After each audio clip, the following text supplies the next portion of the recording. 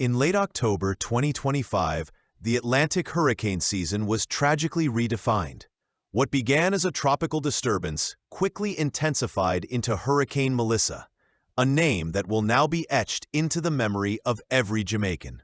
Striking the island's southwestern coast as a catastrophic Category 5 storm with sustained winds up to 185 miles per hour, Melissa was not just a natural disaster. It was the strongest hurricane to hit the island in nearly 2 centuries. This is the story of the devastation, the remarkable resilience, and the monumental task of rebuilding a nation. Melissa's power was historic, driven by rapidly warming ocean waters, a stark symptom of the global climate crisis. Its slow, deliberate path across the island only compounded the destruction. It made landfall near New Hope in the parish of St. Elizabeth, known as Jamaica's breadbasket for its agricultural output. The warnings from the U.S. National Hurricane Center were chilling. Total structural failure and a life-threatening storm surge up to 13 feet. And for areas like St. Elizabeth and Clarendon, that warning became a grim reality. Roads were transformed into raging rivers. Roofs were peeled off homes like cans being opened.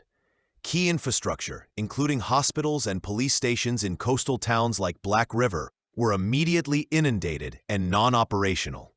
Even before the full assessment, the scale was clear.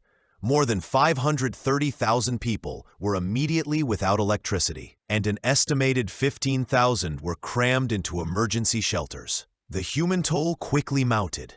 Early reports confirmed multiple fatalities in Jamaica alone, with that number tragically expected to rise as search and rescue teams reached isolated communities. Beyond the immediate loss of life, the humanitarian crisis is staggering. Infrastructure collapse. Over 77% of the island's homes were plunged into darkness. Communication blackouts hampered initial damage assessments, leaving countless communities isolated and in desperate need. The breadbasket broken. The extensive damage to St. Elizabeth means the country's primary source of food production has been severely compromised, threatening long-term food security and the livelihoods of thousands of farmers. A vulnerable population.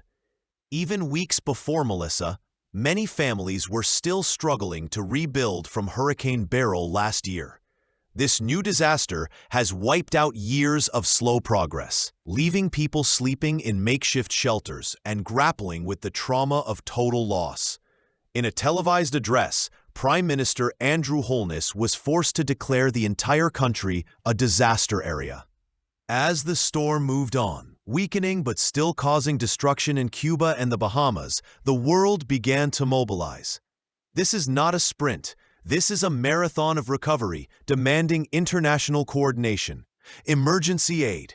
International agencies like the IFRC Red Cross immediately launched a major emergency appeal, seeking over $23 million to support shelter, food, water, and health services for the most affected parishes.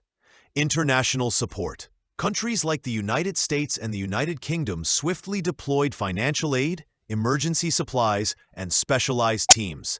The U.S. sent disaster assistance response teams, including urban search and rescue crews, to assist local efforts.